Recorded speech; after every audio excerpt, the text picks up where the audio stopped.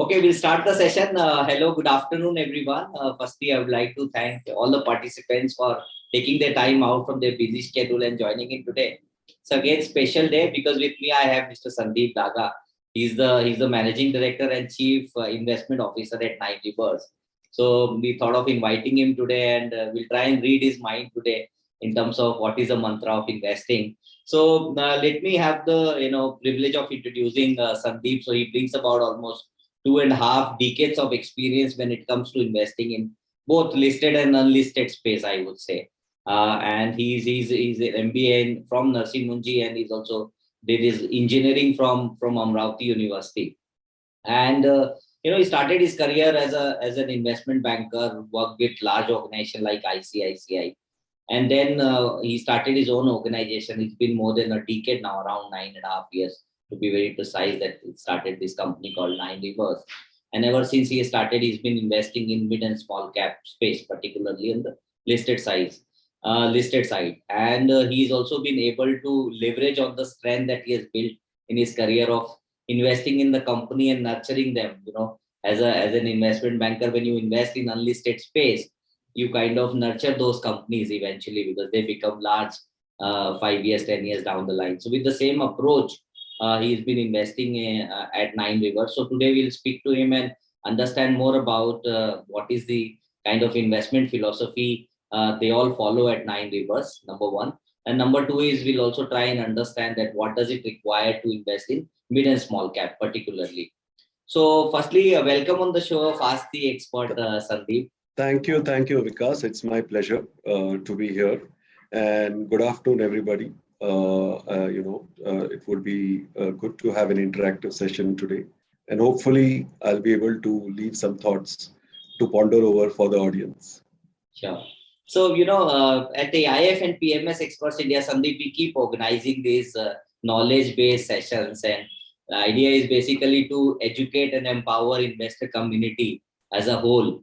And intention is very clear. And with that thought process, I'm glad to share that we've got about more than 10,000 registered users who have joined us, our community at AIF. Wow. .com, and we've got about more than 4,000 subscribers to our YouTube channel where we are reaching out to more number of people, irrespective of the business relationship or not. Idea is to educate them because sometimes they see the backdated number and they end up investing in somewhere, and then they feel that this is not their cup of tea, and eventually regret. And once they go out of stock market, they don't come back so easily. So idea is that idea is to educate and empower. And plus, we've also seen a lot of portfolio management PMS investors. So what was happening initially is they were investing because they were advised by large outfits that you should be investing in only these so-called branded portfolio managers. But our attempt is basically at AI PMS Experts India is, we strongly believe that we see to it that we create an ecosystem where let the allocation go to deserving portfolio managers based on their expertise and based on their performance, instead of just going by the brand name all the time. That is where we thought we'll try and differentiate ourselves. And to large extent, we've been successful, I would say, because the numbers are indicating to me that we're going in the right direction. So that's how it is. So let me begin my so format of the show is very simple, Sandeep. I'll be asking you three questions that we come across in and out every day in our life when we interact with our investors. Sure. And some of the questions that I have, it is you've been investing in mid and small cap particularly for over 9 years, and the kind of track record that you bring on the table is really amazing. I have been personally observing that month on month and year on year of late, post-COVID, your performance has been on the top end of the curve. It's always been quartile one, and CAGR is about more than 30% for over so long, 9 long years. So can you tell us the mantra of mid and small cap investing? So I wish I had a mantra, but I know what you're trying to ask me. So essentially, see, we our tagline is private equity approach to small cap investing. And often people have asked me, what is it that is private equity, and how is it different, from say others who are investing in similar space. So one that we, going back to our private equity careers, you would basically first build a very strong investment theme. And investment theme building would basically, you will take a 5, 7, even sometimes 10-year view on certain structural factors, which are directionally going right for the country, or for the economy, or for a certain sector, or for in a certain trend.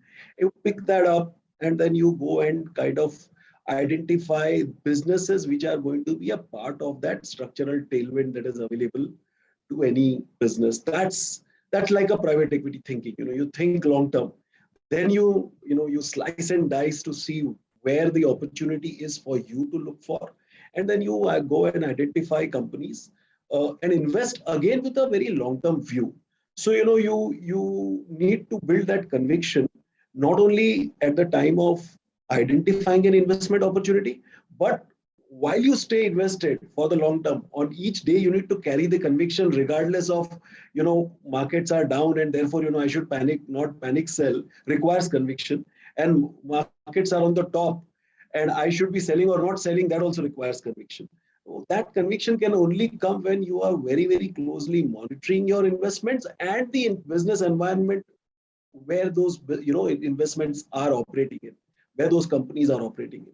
That's what I would say is leads to long-term alpha generation, which we've been able to deliver so far. I would say that that's the single biggest factor, and that would require you to, obviously, you can't invest in 40, 50 companies and create a large portfolio.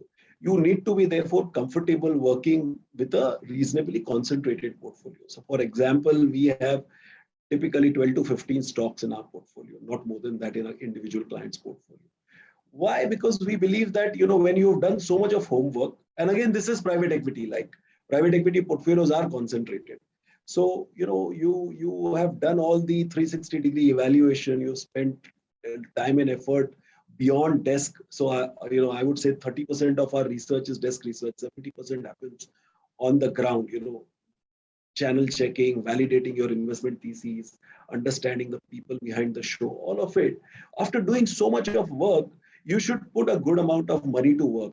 So don't needlessly diversify, because you will not be able to do justice in terms of understanding so many businesses and monitoring so many businesses.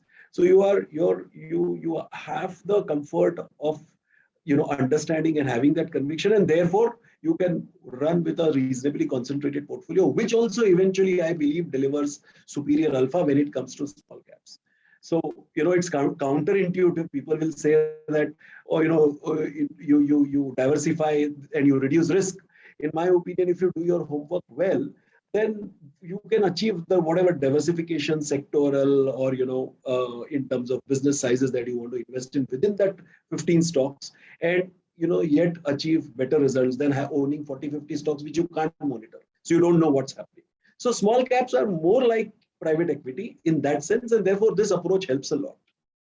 So Sandeep, you talked about private equity approach. Can you elaborate a bit for our audience? What is the difference between the simple way of investing in small cap or having a private equity approach?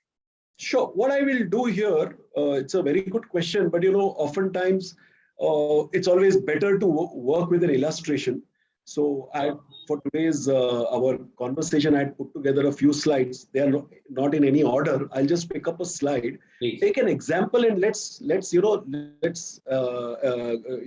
on this question through that example. Yeah. So I will just just give me a moment. Yeah, just use the share screen option. Right. I'm doing. Let me. So, can you see the screen now? Yeah, very much. Okay, great. So now here we have I'm going to talk about a couple of case studies. So Praj Industries is one such case study where we identified this thesis or theme almost 4.5 years ago. What is the private equity approach? You started first, when India became a signatory and committed itself to the Paris Climate Accord. So we knew that as a country now, we need to take certain decisive steps towards, climate change, towards reducing the carbon footprint, etc., etc. Now, how would we do that? There are multiple ways of doing it. So, you go and make more renewable energy. You, go and move towards electric vehicles. One of the things was reduce vehicular emission, which is a very low-hanging fruit, because the ethanol blending in fuel, which was at 5%, and that needed to go to 20%, this policy paper was in existence from 2003. So it's not new that the policy paper existed from 2003. It's the execution of that was not happening.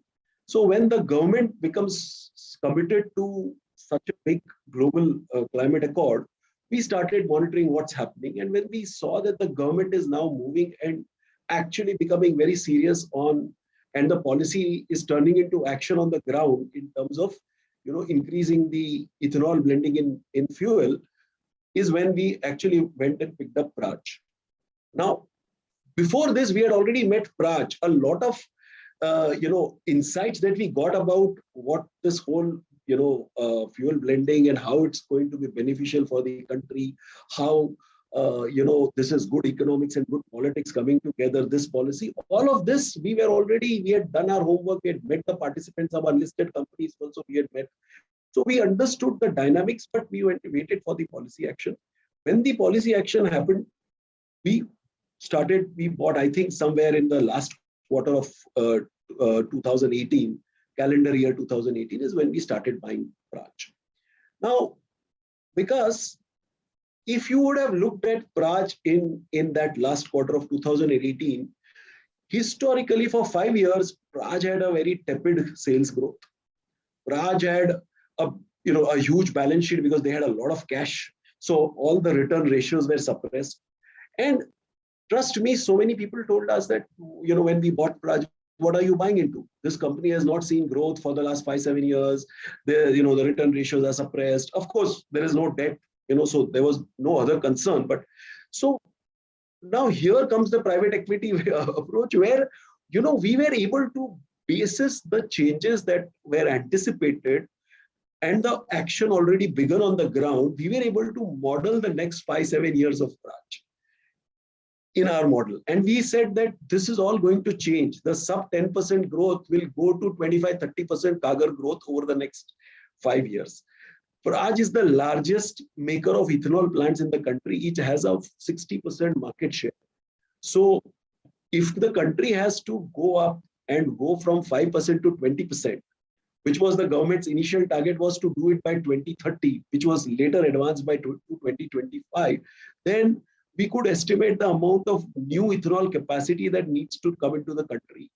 And for that ethanol capacity to come up, how much Praj can do, and what is it that the Praj can see as a growth. Of course, there will be few more smaller Prajes required to get to that capacity. So we knew that they are at the right place at the right time, and from here growth will beckon. Look today. So today we first would have bought Praj at the rate of 80-85. I think the next lot we bought at 125-130. Since then we have not bought, and I'll come to you why. And today the Praj price, I mean, in Jan it was 425. I really don't know what it is today, but somewhere around that.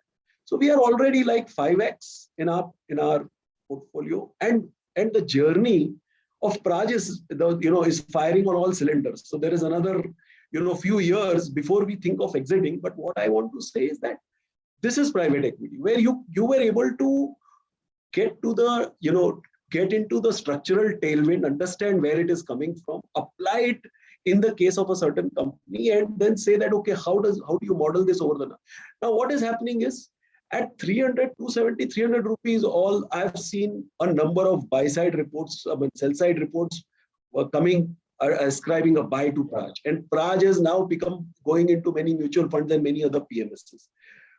I don't know of anybody who was talking when we were, at 8,500 rupees when Praj was, and it was languishing there for a long time.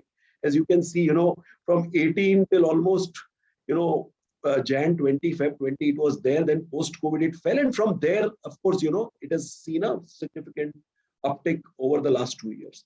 So this is what the private equity approach is, where you take a lot of effort, you deep dive, You understand and then you build that thesis and you try and discover the thesis early on.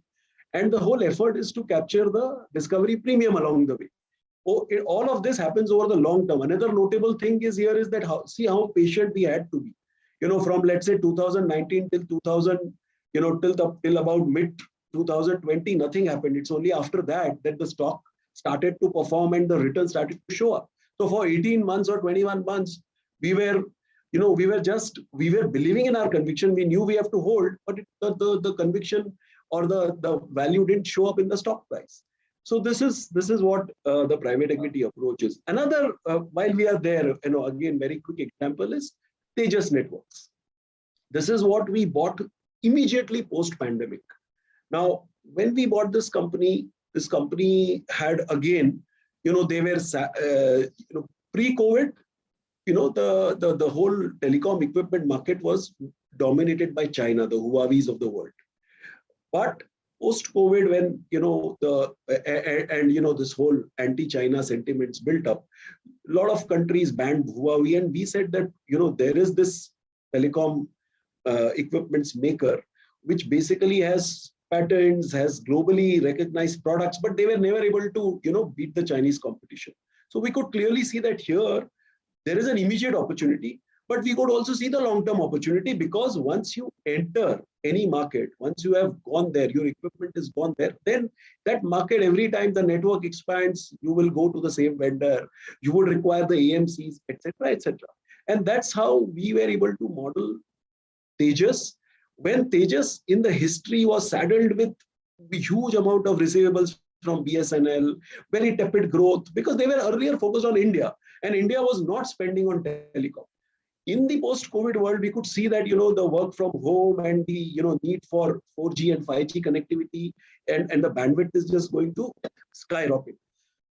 I'm sorry. So it was very therefore we could model it, and look what happened. It's from there, Praj is now over 10x our price. Somewhere down the line, of course, Tata Group became very aggressive in terms of looking at this space. So they came in and they became the promoters. And from there now, people are talking about buying and investing in Tejas for the long term from these prices. So again, that whole discovery premium and the private equity approach of taking a deep dive, understanding, envisaging and anticipating the situation and modeling it up. That's what is the private equity approach. Along the way, of course, going and doing your due diligence on the business, developing your comfort around the promoters, management, all of that happens. The other thing is to add is, when you work for the private equity companies, you at times, because you've given them money, you come on the board and start observing every data points and start nurturing them, start guiding them, because your alignment of interest is completely in sync with each other. Yes. So what happens here is we don't do that because we don't have any agreements or rights, and we don't want to be insiders. We buy from the market, we sell in the market. However, you are very right about the unique data points that we monitor. We have key monitorables where we will start monitoring certain very significant data points from the ground. And that kind of gives us the comfort, conviction, things are happening, you will do a lot. So channel checking is an integral part of our, investment process, not just at the time of discovering an opportunity. It is as long as we are holding, we are monitoring our companies, we continue to do channel checking, what is happening. So this is what is private equity like. Yeah, so that was a great examples, Sandeep. Now I'm able to kind of correlate as well. So, Sandeep, there are two school of thoughts, which one says that large cap is always safe and, don't have to worry about, and you make 25% CAGR for long period of time. On the other hand, you have mid and small cap investors who say that, I'm concerned about valuation. Somebody says that, no, I'm catching up the company at an early stage of their growth curve.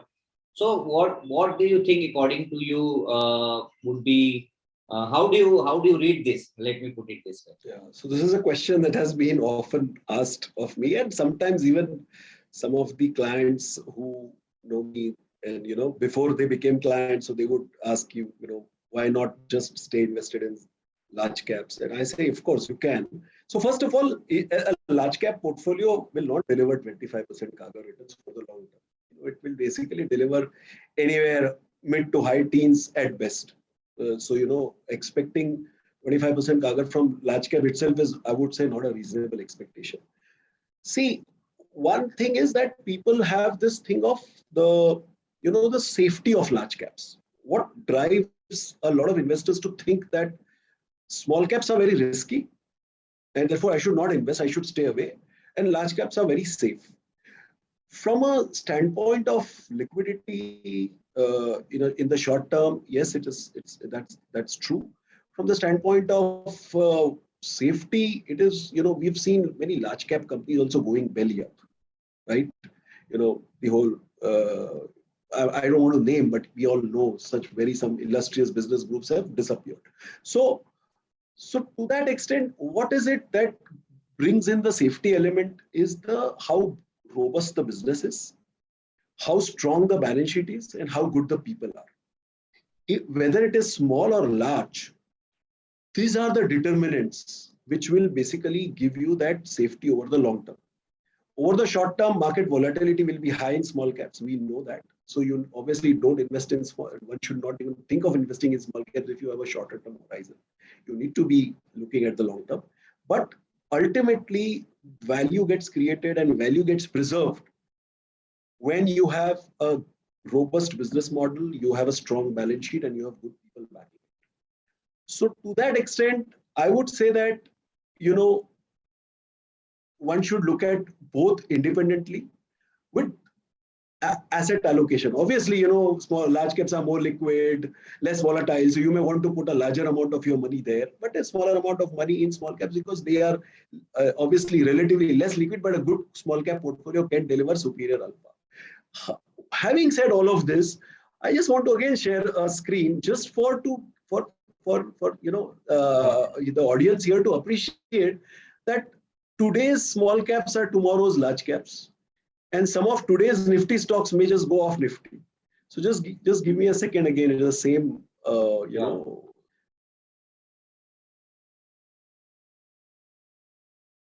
Sorry.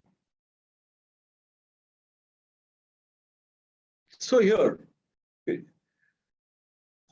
did you know that, 5 or 6 companies of today's Nifty were small caps just about 12, 13 years ago? Small caps, and they are Nifty stocks. I mean, there are many which are, large caps, which are not a part of indices, but they were small caps, There are many large mid caps, which were small caps just about a decade ago or 8, 10 years ago, So here you can see these names. You can see their market cap just about 12, 13 years ago, and see the kind of CAGR returns you've created. So today, a Bajaj Finance is a large cap and a safe haven. But it has had its journey from a small cap to become such a large cap, and likewise all these companies. What I mean to say is that by investing in small caps, you're also if you're investing in good small caps, you're also catching up future leaders and the future multipliers, which will eventually become larger and become part of. Some of them will become part of the bigger indices later, mid cap and eventually large caps. So that is what is the other thing which often gets missed out, because when people say, oh, I don't want to invest in small caps. Nifty stock, the composition of Nifty will keep undergoing a change, and you will see younger companies which have grown getting added over there. So, Sandeep, you talked about migration from small cap to large cap. But what's your sense overall? How many companies are really able to migrate from small cap to mid cap and mid cap to large cap? So this is a question where there will be very few companies. So our listed universe is a pyramidal universe, right? You have a large number of small cap companies. Few graduate to become mid caps, and even fewer graduate to become large caps, right? So that is where, for us, we don't as managers, we don't speculate which one of our companies will be a 20-year compounder, which is small cap today can go into Nifty. It happens, but as a strategy, we build a portfolio. We also know that only few can graduate to the next level. So we play the thesis. When the thesis pays out, we exit. Again, going back to what is private equity like? We invest to exit. we don't invest to hold a company for 10 years, 20 years. Our typical investment horizon is 5 years. Maybe sometimes we get an opportunity to exit in 4 years, and sometimes we may take 6 years, but the typical average horizon to stay invested and exit is 5 years. However, fact of the matter is some of these companies will graduate to the next orbit and to the next orbit. We will only come to know 10, 20 years down the line that some of these companies made it there. But all of these companies, over a 5-year journey, you pick up any 5-year journey, if you invested in them, you will make good returns. That's why these kind of compounded returns happen. Pick up any 5-year period for the companies I showed you, or many others, like some of the names which are come to my mind, like Astral Poly or Minda Industries, Tata Elxsi. Look at them and you will see that is a similar multiplier effect. So what I want to say is that for us, we go with that private equity approach where we exit. However, there is a fact that not all small caps remain small caps. Some of them graduate to mid caps and eventually become large caps and go into the bigger indices also, is the point I'm making. For us as a strategy, we don't know which one, so we don't speculate. We have the thesis, we take a 5-year call and we invest to exit. And we are long-term investors, but we are not forever investors. Since you've been investing for almost over a decade at Nine Rivers, and also in your previous avatar when you used to work for the large organization, so what are the key factors one should look at while building up mid and small cap portfolio, more particularly small cap portfolios? Sure. So what I will do is I will again go back, because what I did is on one slide I've just captured the kind of attributes that we look for in our portfolio companies. Okay, so, sure. Yeah. So you have the data in your PPT? Yeah, being there.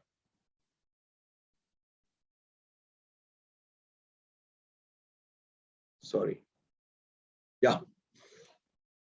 So what do we look for in our portfolio companies? This is what we look for. This is, I would say, is what has led us to success. So I'm just putting these down. So it all starts with, as I said, if you're investing in a small cap, don't invest for, I don't think it's a good idea to invest for a small run or a small, 2-quarter good returns, because then you can go wrong, markets can go wrong. Look for something which is more long-term in nature, and that comes from certain macro tailwinds. So the tailwinds can be policy, as we saw in the case of Praj, or regulatory tailwinds. Tailwinds can be demographic. We are, as a country, we are going to consume both goods and services. For example, financials. We are underbanked, underinsured, underinvested. So financials as a trend, the long-term trend still continues to is going to show growth.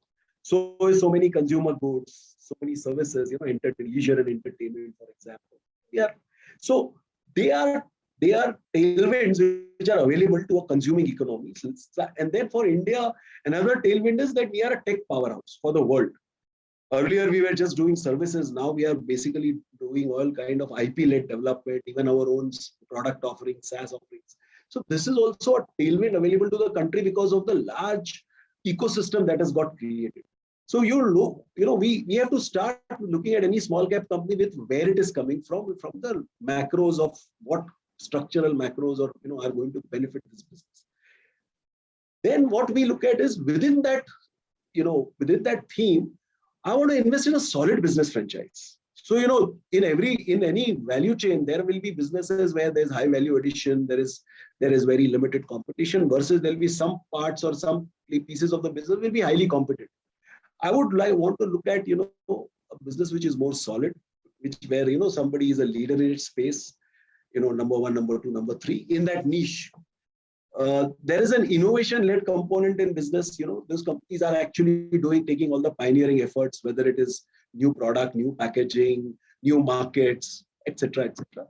And oftentimes we see there's a lot of operating leverage. Operating leverage could be, manufacturing operating leverage, marketing leverage. You have huge distribution network, and you're bringing in new set of products. That is also a huge operating leverage that is available. So you look for operating leverage. You also look because it's very important that while we invest in small caps, we invest in small caps who have a very large addressable market. We don't invest in companies where the market size is a very small market and limiting factor. So, when we look at, for again, going back to Praj, I mean, it's a huge market. Country is going to, every part of the country is building ethanol capacity right now, and then compressed biogas plants. And eventually now they are talking about green hydrogen. So, there's a huge opportunity, and the size of the opportunity is large. And therefore, you can grow to any level if you choose to. So we are looking at, and as I said, we don't look for cutthroat. The business has hundreds of players, and 1 cent you reduce your price and customer switches. We want to look at oligopolistic scenarios where it's a club of 3, 4, 5 companies or 5 players serving a certain niche, and therefore there is not it's not hyper competitive. We are for growth, but we are not for mindless chasing of growth. We basically want to see profitable growth. See, during these times, we've seen so many companies, especially from the new age companies, who's talking of, I don't know when I'll make money, but I'll grow. So at least our DNA is such that we are unlikely to invest in those companies till we get our handle around when they will make profits. So we are basically saying that we would want to invest, and that's also becomes a very important cushion on the downside for us. I would say that when you invest in small caps, please be wary of debt. Debt and smaller sized businesses is a deadly combination. It can hurt you because all said and done, you are small and you have debt, so you have very little leverage with your lenders. They can just come and kill you. So we are so debt averse that almost 70% of our portfolio companies are zero debt, absolutely. And even the balance 30%, except financial companies that we may have, where you lend, you borrow to lend. So that's their business. But otherwise, others are also. Sorry to interrupt here. Haji. You said that the small companies will have to borrow if they have to expand. No, I didn't say that. I'm saying that small companies and debt are a deadly combination from a negative sense, not from a positive sense. They become a very, very deadly combination for investors to chew. So don't stay away, because good businesses, they do require debt in very, very initially when they are built up. But after that, there is sufficient margin and sufficient free cash flows to fund their growth. And if there is any inorganic or one-time growth capital that is required, such companies go and raise equity rather than debt. So we've seen that again and again and again, that smaller companies, and if they are debt laden, then without an exception, small caps, debt laden small caps, whenever the market will peak out or the business, you will see a decimation of equity valuations. You can go and do this statistical analysis of the past. So debt is a bad word for us. We are debt averse. We obviously look at free cash flow generation potential, and planned use of free cash flow. Because if you don't want to borrow and you want to grow, you should generate free cash flow to be redeployed in business. We respect companies that pay income tax at a healthy rate. We believe that as a good corporate citizen, you should be paying taxes, and also that's a barometer of companies generating real profits. We are not a ESG fund, yet we apply a very broad ESG lens on companies, and we want to see that companies are high on the ESG quotient. Of this, G is very important. Governance is extremely important for us. So we look at various facets of governance to establish our comfort. But from a case-to-case basis, environment and social quotient also becomes important from our analysis.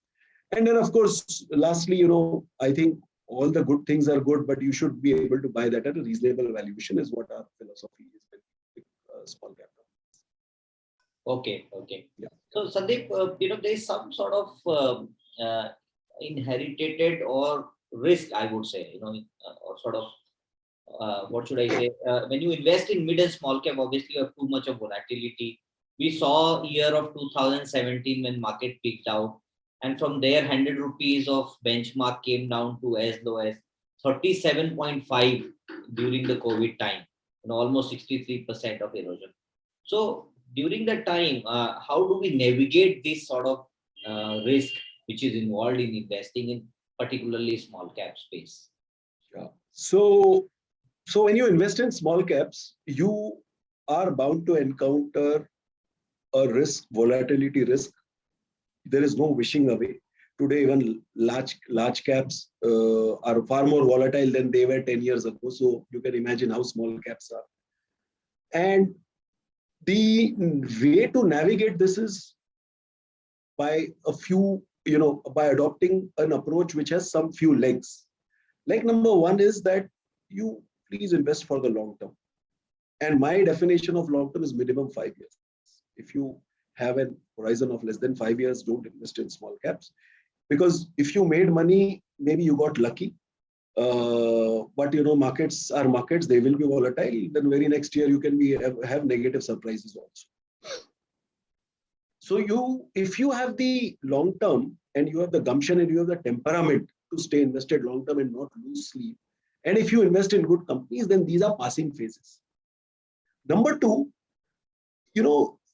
and this is where we are again very different, as you know, Vivek, from the rest, is that we do not follow a model portfolio approach. Why? Because model portfolio forces you to buy stocks in your model portfolio at whatever underlying valuations they are trading. Now, what that means is that I am ending up buying for my clients who say come today certain stocks, which I may not be selling because I'm riding the boom for my older clients, but I have to buy them at super rich valuations. And God forbid tomorrow there's a market correction, then there can be, as you said, there can be a significant drawdown in individual stock prices and even at a portfolio level.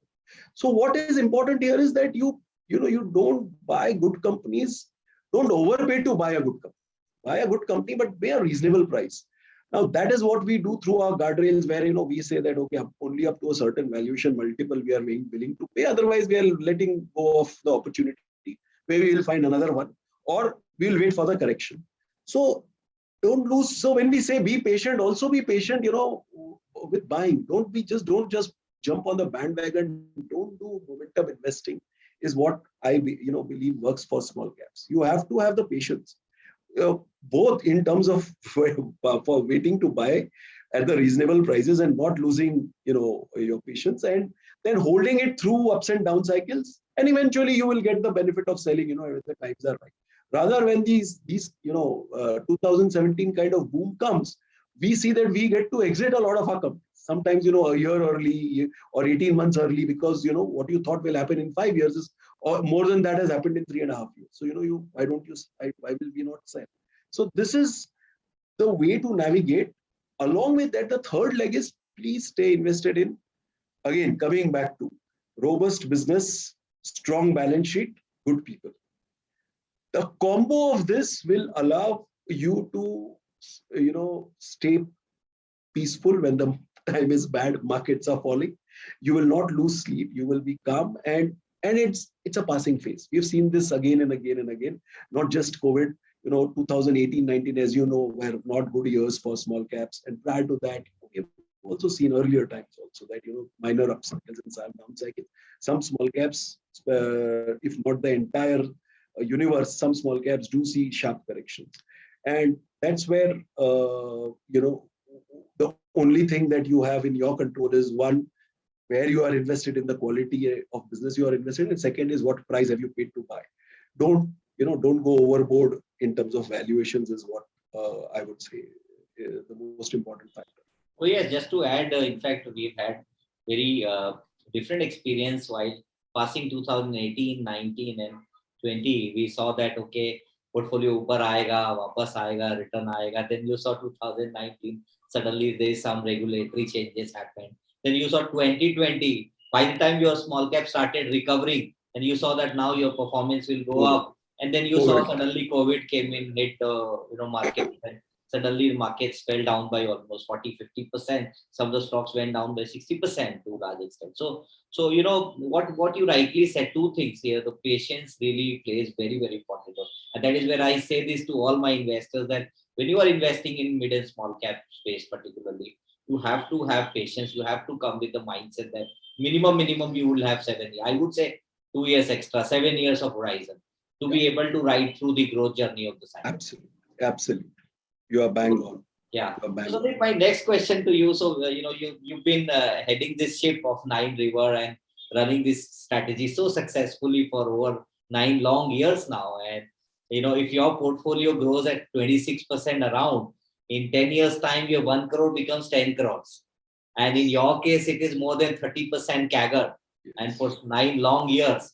So any sharing, any learnings that you would like to share, key learnings with our audience? Yes, yes. So, I again want to share because I thought rather than making it very, very, I'll use a slide again. Yeah, This please, is, please, yeah, please. yeah. So, just a second. I'm just making it first. So here, this is the key learnings from our 9-year journey as a small cap PMS. We published this, I think, in our last quarterly. So I'm just, reproducing these years. The first point is what you said, Vikas, patience pays. So nothing more. This is the biggest learning. In fact, we also learned that in some of our companies where we lost patience and exited, after that, exactly everything panned out what we thought. So patience pays. You need to be patient. You have to face some flag from the clients because clients will ask you that, okay, why are you holding on when the stock is not performing? But when you saw that the fundamentals are broadly, shaping up, then it's a matter of time when the stock price will start showing the value that it truly deserves. The second thing is the biggest moat for a company is its leadership and management. So, while you will do everything else that I said we will do, but at the end of the day, it is the leadership and management team that makes all the difference. And we have seen this again, time and again. And, in the case of small caps, some of these, like whenever some older generation of promoters have given way to the younger generation who went and, studied abroad, worked for a few years, knew the nuances of what's happening, the new managerial ways, we've seen companies completely transform themselves. So from being very, very lackadaisical growth, nothing wrong. Hygiene-wise, they were all good, but very lackadaisical growth. The disclosure standards were not up to the mark. Two, these companies going on a high growth, bringing in some phenomenal team as a second layer of management, creating a very, solid disclosure protocol within themselves, to, not only in terms of their financial statements, but otherwise also when they communicate with the investor. And all of that has led to a multiplier effect on the stock price. So leadership and management is the biggest moat, is what we have learned. Third thing that is very important is you have to be humble. No matter how successful you are, talking about our track record does not mean that we can, afford to take it easy. We have to be humble, and we always have to think that we don't know enough, and that's what is our, one of our learnings. Like money, knowledge also compounds over periods of time. And I'll explain what this means is that, when you work as a team for many long years and you are in the same space and you're tracking companies, industries, over time, there is this, the understanding of what's happening, anticipating what can happen now basis, your familiarity with the space and your understanding and the things that you track, intuitively you start getting better as a team, and that leads to better outcomes. So say I invested in I'm just for the for example I'm giving, let's say I invested in a building material space in say 2014-15. We made good money, we got out, but we continue to track the building material space, we continue to interact, we continue to stay in touch with the ecosystem. Internally, we continue to deliberate. Our mental energies are, always working on looking at the next time around. When I want to invest in a building material space, I'll be sharper, better, and I'll be able to, my outcomes will be better. That's what I mean. The knowledge also compounds. Reasonable valuation is a function of quality of business, but it's not an absolute P multiple. So this is where I would say that it's a learning curve for all of us, that, as I said, we don't want to overpay, but what is the right price to pay is a function of, quality of business, growth outlook, and there is always going to be a learning around what is.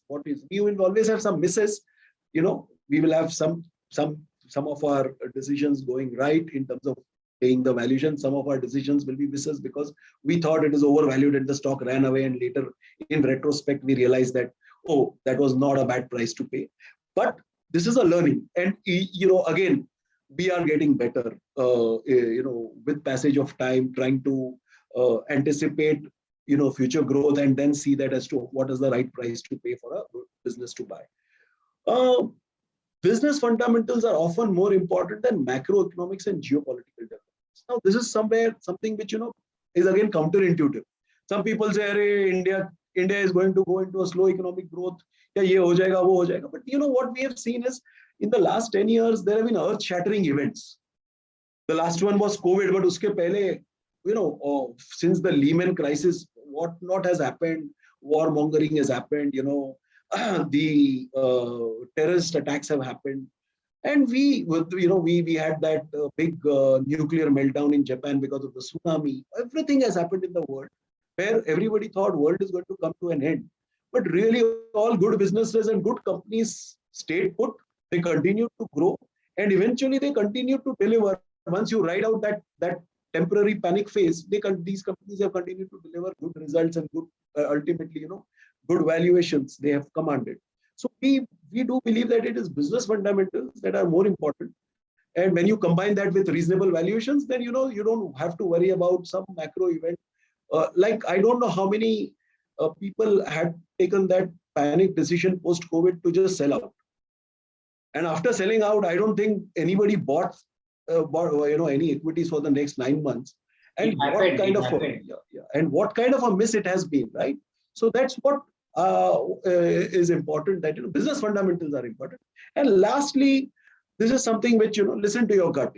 Sometimes we find everything great on paper, in terms of the company or the business looks very good to invest in, but still the gut is saying there is something amiss.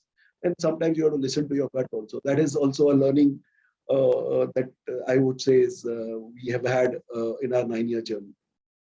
Yeah, sure. So currently, how is your portfolio position? Any particular theme that you like? Or the second question, which is clubbed with this question, is of late we saw mid and small cap really doing well post-COVID, especially. Do you think still they look to be attractive zone, or where do they stand? Sure. So again, I have a slide here because this is something which everybody asks. So I thought I'll just put some notes here. So one is, I'll take the other question, whether good time to invest in small caps later. Yeah. But what are the investment themes that we are excited about? These are not the only businesses. As I said, we are very open-minded to looking at anything which is structural, long-term, and we will go and invest if we find the right kind of a opportunity within that team. But currently, we clearly see that revenge consumption is already happening. It will continue to happen, and we will invest where, alongside revenge consumption, even long-term prospects of that businesses are good. So for example, whether it's travel, leisure, entertainment, or branded apparel, which is basically moving away from unbranded to branded and unorganized to organized. All of these, as a young consuming country, we are going to see long-term growth. But because of COVID, the consumption in these in these businesses were stunted, and everybody is itching to spend, whether it's holiday or whether it's entertainment or whether it's decking yourself up again. So here you have you are going to see a immediate post-COVID pop and also long-term growth. I'm sorry. See, a lot of people,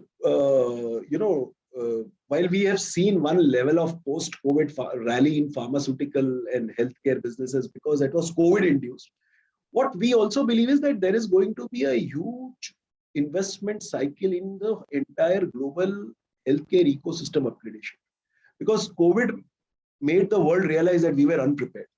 So once the COVID dust dies down, we believe that there will be, a multi-year opportunity for Indian businesses, whether it's pharmaceutical, medical devices, diagnostics, even a lot of tech businesses, because the new ecosystem upgradation will have a lot of technology element. So this is something which is quite exciting to us, and we already are invested in one such opportunity, and we will continue to look for more. Uh, One other thing that often gets overlooked by the public markets is that the kind of VC funding is happening in India unparalleled. And the beauty is today that India is no more for Silicon Valley based venture capitalists. I'm not talking of the ones who are present in India. I'm saying those who are there. They are now not saying that okay, we want to fund companies in the valley who develop IP. They are actually coming and funding companies in India and these companies are developing intellectual property. So you are going to see a lot of tech coming out of India for the world in the next 10 years. Because right from the seed stage until the late stage now, funding is available, the risk capital is available. Another beauty is this capital, which is now getting into 20s and $30 billion, and it will continue to grow, is not putting any strain on the country's balance sheet because it's all equity. So, it also provides a huge cushion to the country in terms of foreign exchange and everything. Plus it creates huge amount of job. It has a multiplier effect on sectors like real estate, where people will go and, buy houses, home improvement, leisure, entertainment. So we are going to be always slightly, biased towards investing in tech companies. And as a consequence of this, there will be other spending areas where spending is going to happen, which is all obviously we would want to continue to monitor and see. uh, so in manufacturing, we want to look at combination of Atmanirbhar and China plus one. So it's not just Atmanirbhar for domestic market. Can you also produce for export? And within that, one particular segment that we also like is aerospace and defense. uh, Green World theme is a theme which we have been working on. It started with Praj. We will continue to see now, with government becoming now opening up more avenues like green hydrogen, going big time into energy storage, green energy storage because of electric vehicles and everything that will run on electricity requires storage. ER&D is actually a tech theme, but it is also a green theme because the entire ER&D companies like Elxsi, Tata Elxsi are focused on ER&D and many others. They are basically serving the global electric vehicle industry today. So it's in a way, they are also helping the cause of going green. That's why we call it as a green world. Uh, Financials, India, as I said, still is underbanked, underinsured, underinvested. So we definitely have a bias towards financials also, but we would like to invest in banks or NBFCs that are powering themselves with new age fintech, because the age old way of doing business is giving way to the new age fintech powered businesses globally, and even here we are seeing that. So we would want to see some of those nimble footed, very, those who are taking the lead, and those companies can actually, those banks or NBFCs can actually grow faster, manage their credit better, have better customer response times, and they will kind of non-linearly benefit in terms of growth, is what our belief is.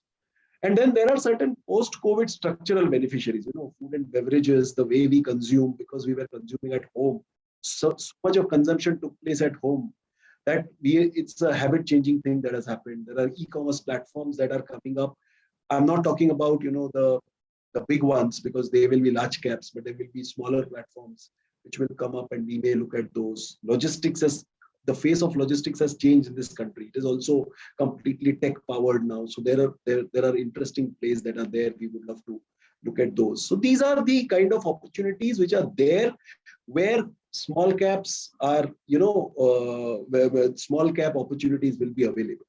Coming to whether is it a good time to invest in small caps? I am not a macro market guy to tell you that, what's going to happen in the markets tomorrow. My belief is that let's look at India per se from a standpoint of where we stand today vis-a-vis the world. So we've almost escaped the COVID blow relatively unscathed. We did have our disruption, we did have our share of casualties, but at the end of the day, from an economic standpoint, we have done much better than the West, because in the West, the governments, and even in Japan, for example, the governments had to spend, they had to really print so much money to give support to people. Our country also did that, but it was very, very directed to the intended beneficiaries and it has worked.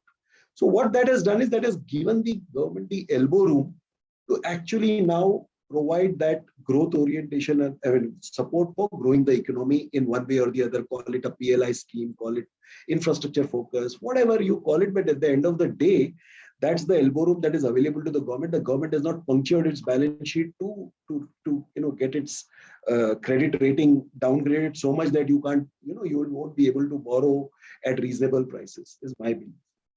We have done much better than the West. Second, we because of the way the world today is, that there is this whole China plus one need for the world. World cannot become over dependent on China, and which definitely benefits India in more ways than one. We are only talking about manufacturing. No, there are services. As the Western world will keep getting, it's already aging very fast. The average. So when a economy ages, when a country's age profile keeps going up rapidly, they consume less products, but they consume more services. So we've always been a services oriented economy for the last many years now, and we will continue to. And services does not just mean IT services. We will go into every service possible, and there will be some tech element to the service and some physical element where people will go and provide those services. That is also extremely good driver for our economy. Now, when you have all of this, and then you look at the markets, then I don't think timing makes any sense. Take a 5-year view, start somewhere. God forbid if market falls, if you have the wherewithal and if you are invested in a good set of companies, add more. Otherwise, because nobody can time the market. Tomorrow, US and Russia, they create some war mongering or scare mongering they do because they are, that can lead the markets to fall. It's in nobody's control. So somebody should not feel, oh, I should have waited for this fall. Who can predict? Same way, nobody could predict that there would be so much of a rapid recovery from COVID. The markets recovered in 3 or 4 weeks. And after that, the markets have run one way, right? So I don't think it's a great idea to try and time when to enter small caps. Yes, what is important is one should not be looking at buying small caps at super rich valuations.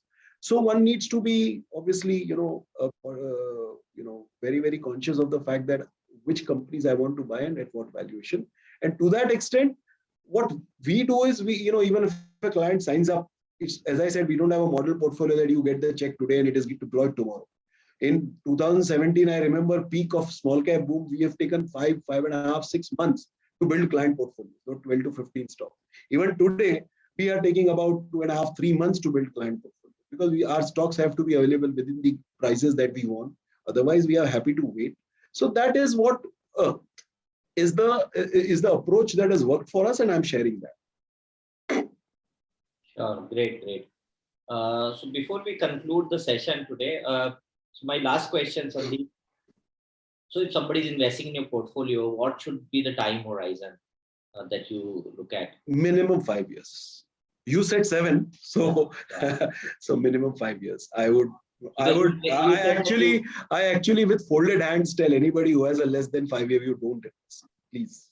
Yeah. So it has to be minimum 5 years. Yeah. If you have longer, the better, but minimum 5 years. Yeah. And I also want to say something more about our strategy and expectations as an investor or our client. See, our strategy is different. As I said, we don't invest like in day one, the entire money is invested in a model portfolio. We take our time to invest. And then our companies, as I explained to you earlier, we are here to capture the discovery premium, and it can be, even though the companies are doing all the right things, fundamentally they are getting better. It could be some time before all of that shows up in the valuation. So first 2 years, look at when you invest with us and whether we are outperforming or underperforming the benchmark, don't look at the financial performance of the portfolio, look at the portfolio quality. Speak to us about portfolio companies. It's only in the year, 3rd, 4th, 5th year when when the portfolio companies are now, whatever we thought changes will happen in the fundamentally changes for better, they are showing up. Ultimately, markets have, taken notice of that, and it's all showing up in valuations when the returns start, and the returns then catch up very fast. So this is what typically, anecdotally, over the last 9 years I have observed, and I'm just sharing. So it's not going to be a linear return generation for the clients. It's always going to be a curve which will like go like this and then go up. So that is another important thing from our standpoint, if for our clients' expectations, that they should know that what they should expect if they invest with us.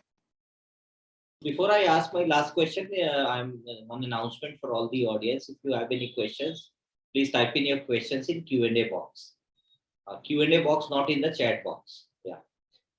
So Sandeep, Fed has said that they're going to revise the rates now, and then you have state election around the corner. So what's your sense? Very difficult to predict the markets, but any sense that you've developed? How do you oversee the markets in next 6 months' time? So markets, absolutely right. These events have these events can spook the markets temporarily.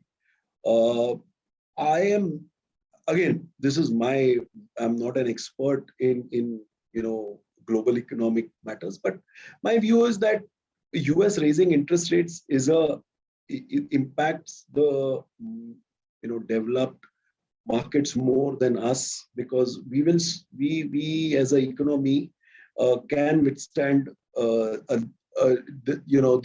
little bit of because we are on a high growth trajectory. We don't really get too impacted by that US interest rate increase, except for the fact that yes, in the interim, till the world adjusts and makes new allocations and sees where that oasis or that island of opportunity is, there will be some amount of discomfort, which will keep people take flight to safety, that let me see what happens. But the moment the dust settles down, again, where is the opportunity? One of the big economies where you will see the opportunity is India. So money will flow. And the way, we are ultimately if you look at the growth of US economy, US has, shown phenomenal growth in the last 2 years, 3 years, even the stocks. But that has all come from innovative companies, the Apples and the Googles of the world. So we are getting there with companies that, and the innovation quotient that is there in the country right now, we are getting there. And therefore, I think that it's again going to be a small blip, a few months, and then again, so very difficult. Same is the status of, state elections. Why state? Even 2024, we'll have general elections coming up. But, if the economic engine is fired and it is running, you can't just stop it. Even, with unanticipated results, you have that blip more psychologically, but the economic engine is running. Even if you want to slow down, it will take 3-4 years before it really slows down, and you kind of, you see a reversal. So to that extent, I think we are in a very good, as a macro economy, India is it's in a pole position, and one should not be too worried about the markets, but yes, one should be ready for some events spooking the markets, and therefore, very high volatility, even in the larger indices. Okay, a couple of questions. So the first question comes from Mr. Natraj. He said, can you share some of your top holdings to be able to see what sort of strategy is in place? Your existing. Yeah. So we have our top 5 holdings are Intellect Design, which is a technology company focused on the global BFSI sector. Then we have Praj, which I have already discussed here. Then we have Astra Microwave. We have Tejas Networks, which again I have described. Astra Microwave is an aerospace and defense company. And then we have CCL Products, which is a consumer company in the coffee space. Global coffee, they have a global B2B coffee business and also a coffee brand in India called Continent. These are our top 5 holdings. Okay. Next question is some words about the team. So what's the size of the team at 9Giver? How it is structured? The key people apart from Sandeep. Couple of questions. Who takes it? Right. Final call. Sandeep. So that's a very good question for what we do. As I said, so much of deep dive and on the ground validation and channel checking. So we are a team of 6 investment professionals, including myself. Me and my partner Vivek, we have close to now almost 27, 28 years of experience in financial markets, both private equity and public markets. Then we have two vice presidents who basically are about 14 to 17 years of experience in research on the sell and buy side by so Pragati and Kunal. And then we have Ritish and Rahil, who are 9 to 12 years again in research, which are so this that they are our senior analysts. So that is our investment team. We are a full-fledged institutionalized setup. So we have our head of our operations, who's our third partner, Sandhya. She oversees complete operations. She's also our CFO and compliance officer. Underneath her, we have on the one side accounts, the other side the dealing team, the dealers. So we have two equity dealers. Then we have Kavita, who heads our sales, and Bhakti, who provides entire, assists her and making a hassle-free client sign up process. So they kind of are the team facing the clients, and then we have the admin, and the support staff. So that's our organization. And who takes the call finally when it comes? So ultimately, the way it works is that there is either me or Vivek will work with one of the analysts on any target opportunity. Once the opportunity reaches a stage where it's then where one has done reasonable homework and research, then it basically is thrown open to everybody, the entire team. So every morning the team meets, so the entire team has an opportunity to opine on, give any comments, poke any holes, and then ultimately me and Vivek, basis what the discussion happens, me and Vivek sit and take a decision as to whether it's a buy or a sell, or buy, whether it's a buy or not, and if it's a buy, then at what price, what valuation is that guardrail valuation where we should buy. That is something which we decide. Ultimately, I have the veto on everything. So buck stops at me. Understood. Okay, so with that, we would like to conclude the session here. It was a pleasure interacting with you, Sandeep. So much to learn. Vikas, always a pleasure talking to you. Thank you, everybody. Yeah. Thank you, audience, for joining in today. And in case you have any query, please write to me at vikas@aifpms.com. If I am unable to answer, I'll get Sandeep and answer your questions. So thank you so much. Thank you, everybody. Goodbye.